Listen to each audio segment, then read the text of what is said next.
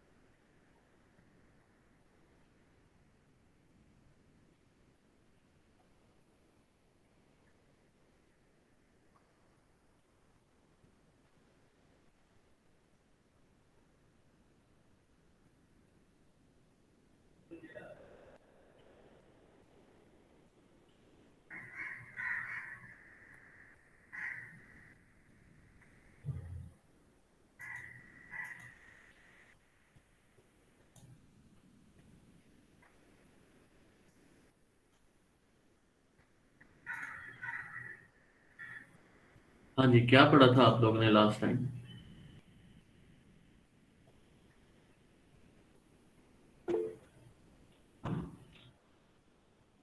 Sir isomers और epimers.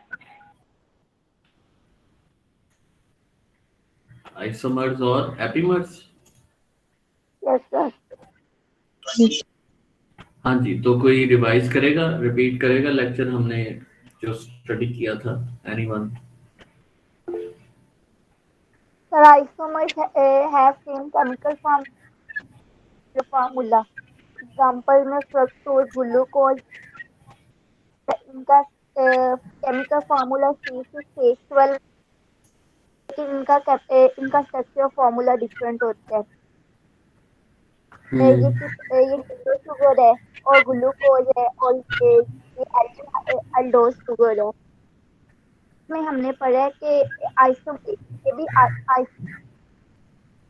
एप्टीमर नहीं हो सकते लेकिन हर एप्टीमर आइसोमर इनमें सिर्फ अराउंड कार्बन एटम और with the exception of carbon.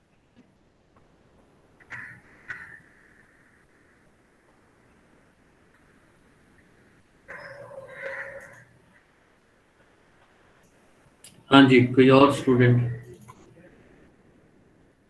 Sir epimers वो होते हैं that differ only one specific carbon, जैसे ग्लूकोज एंड लैक्टोज में C4 पे हमारे पास एपिमर्स थे।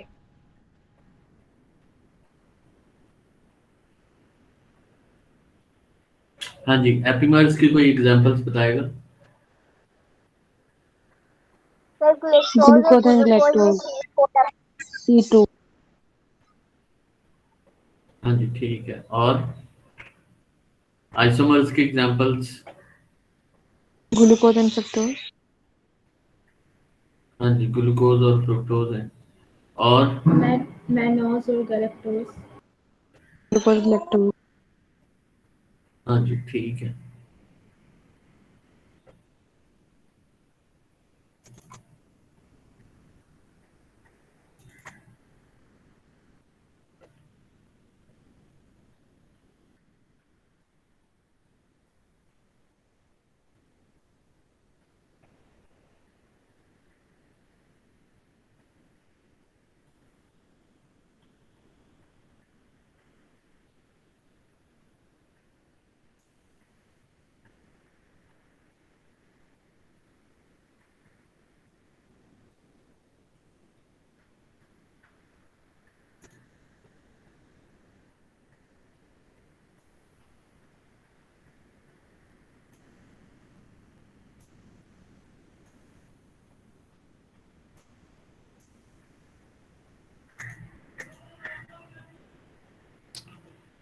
Now the next topic is enantiomers in the monosaccharides. If we talk about the monosaccharides, they can give us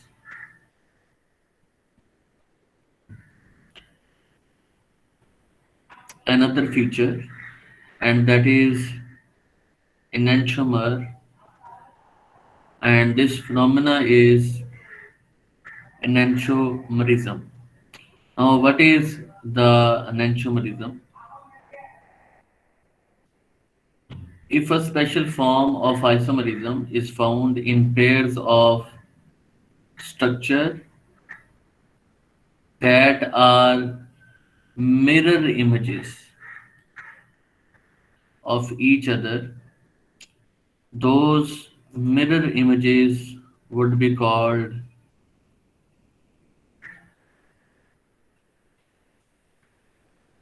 enantiomers, and this phenomena is called enantiomerism. If you have mirror images of any monosaccharide, those will be the enantiomers. If you look into this glucose, it is here L-glucose, and this is the D-glucose. Now, this is the same monosaccharide. Both are the glucose. Both would have the same molecular formula and the same structure. But the configuration of all the groups which are attached with the carbon chain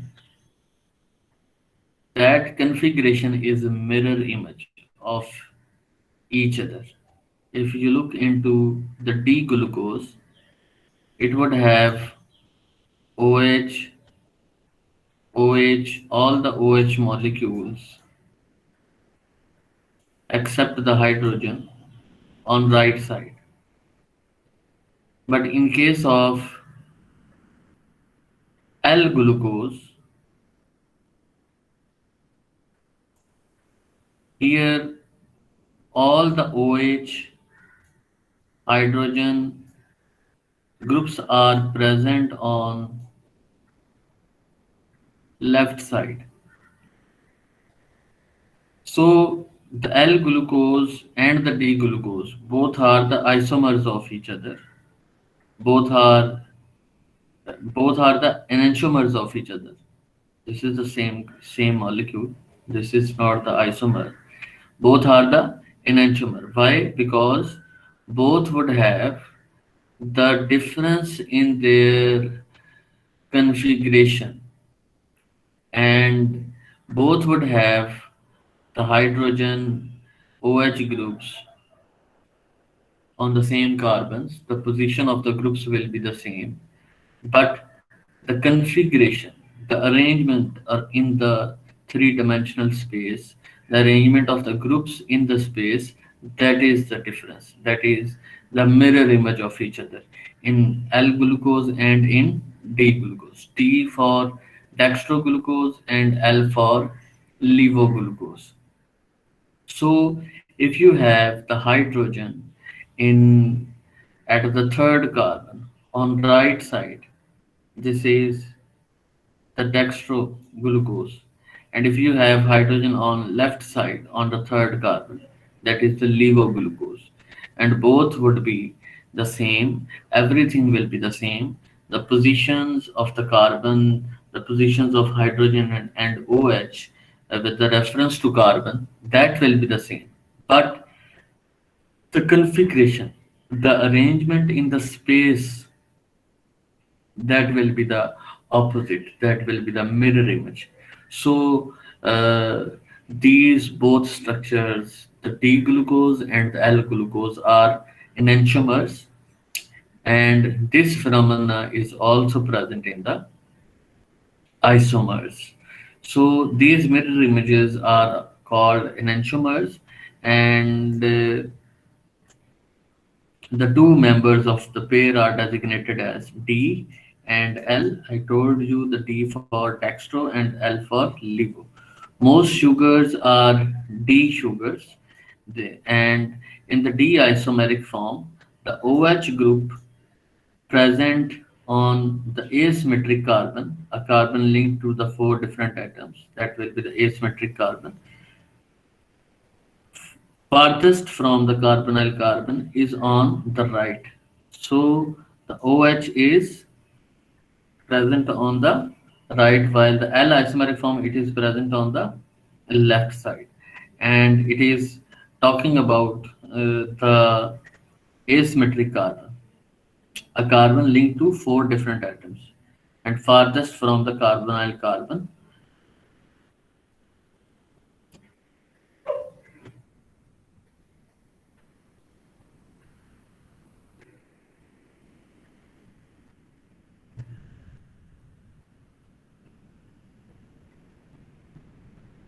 Now, anyone have the question up to this about the enantiomer?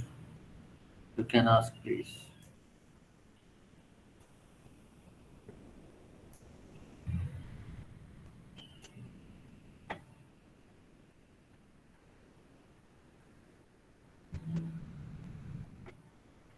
So there is enzymes, and those are the special enzyme termed as raceases. These are the enzymes which are able to interconvert the D and L sugars, D into the L sugar and L into the D sugar molecules.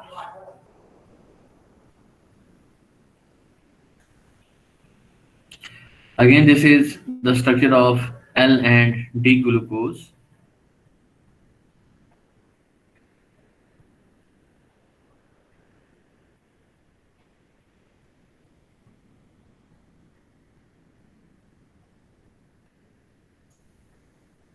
Now, cyclization of monosaccharides. How can you make the cyclic structure of the monosaccharides? And it is quite simple. Look here. This is the formation of the cyclic structure and how we are making the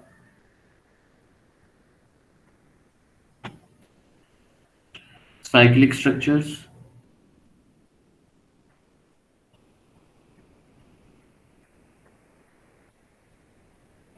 Now, first of all, this is the D-glucose. Now, this is the first carbon, and this is the second carbon, and this is the third carbon. This is the fourth carbon, and now this is the fifth one, and this is the last sixth carbon. Now, how the straight chain structure of glucose can be converted into a cyclic structure. First of all, if you look into the structure, in the center, that is the D-glucose, how it will be converted into a ring form, into a cyclic form. There will be the reaction between the first carbon of the glucose and the fifth carbon of the glucose.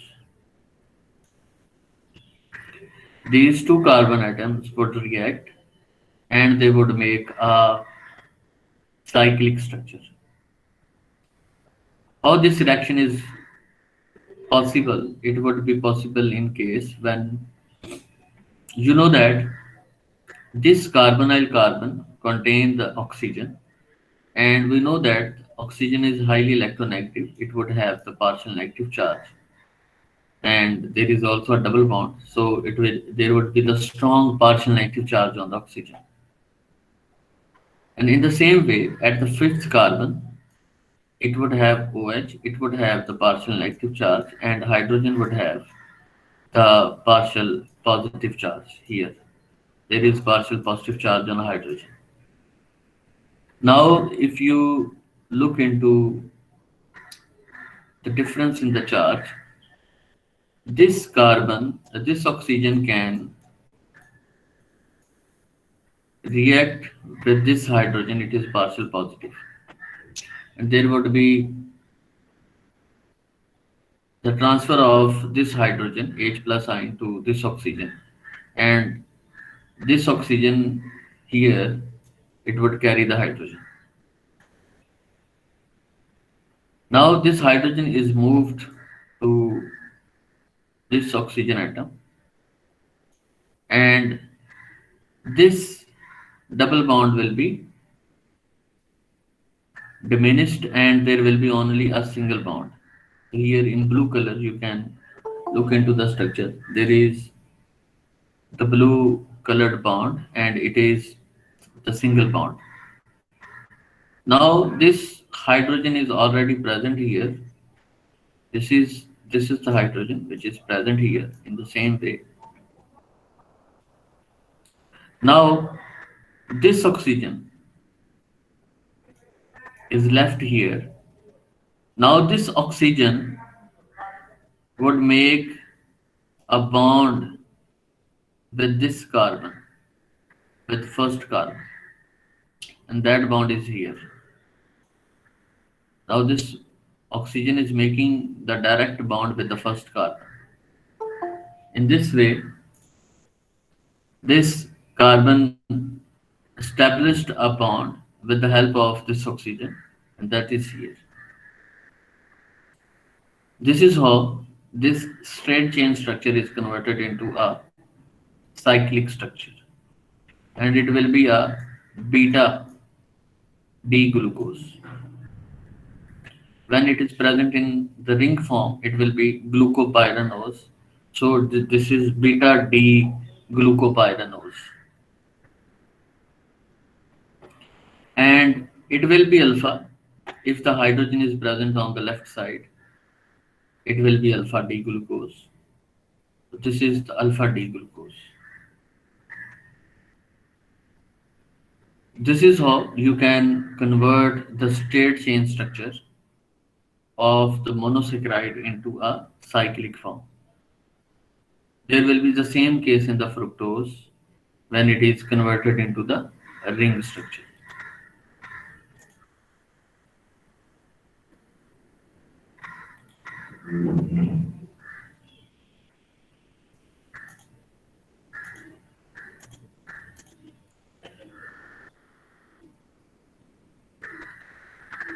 Now, when there is the cyclization in the monosaccharides, now this is a cyclic structure. This is a cyclic structure. This is a cyclic structure. And when there is the formation of cyclic structure, after the cyclization, there will be no carbonyl functional group. This carbonyl functional group will be finished after the cyclic structure formation. When there is the formation of cyclic structure, the carbonyl carbon, this carbon, after the cyclization, this carbon will be called the carbonyl carbon. It will be called the anomeric carbon. The carbonyl carbon, right, when it would make a cyclic structure, this carbon will be called anomeric carbon. And that is the carbon number 1, right? Here, this is the anomeric carbon, and here, this is the anomeric carbon. Before cyclization, this anomeric carbon was the carbonyl carbon. Now, on the basis of arrangement of the position, actually on the basis of configuration of the hydrogen, we designate the glucose as alpha glucose and as the beta glucose molecule.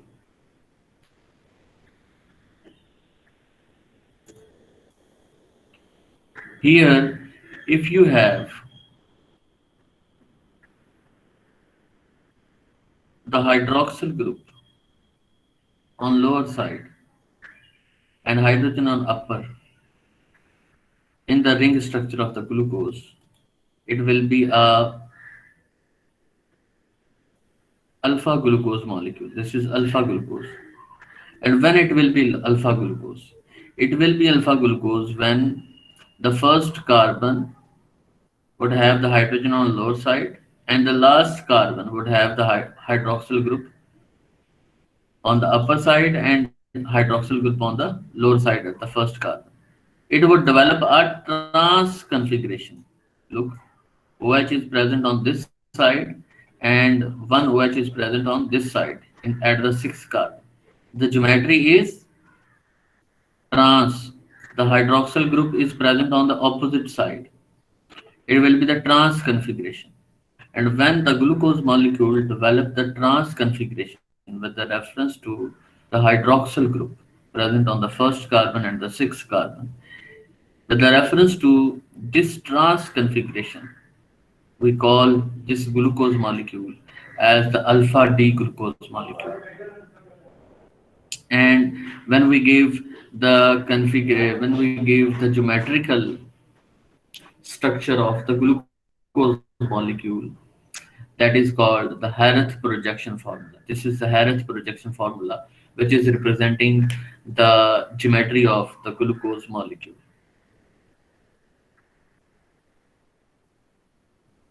Now, if we move further, here, this is another configuration. If the hydroxyl group is present on upper side of the anomeric carbon, here the hydroxyl group is present on the same side This is present on the upper side, and here again this is present on the upper side, the same side. This is the cis configuration. And when there is cis configuration, that glucose is beta D glucose. So this is how, with the help of Harris projections, you can differentiate between alpha D glucose and the beta D glucose molecules. These are some disaccharides which are important.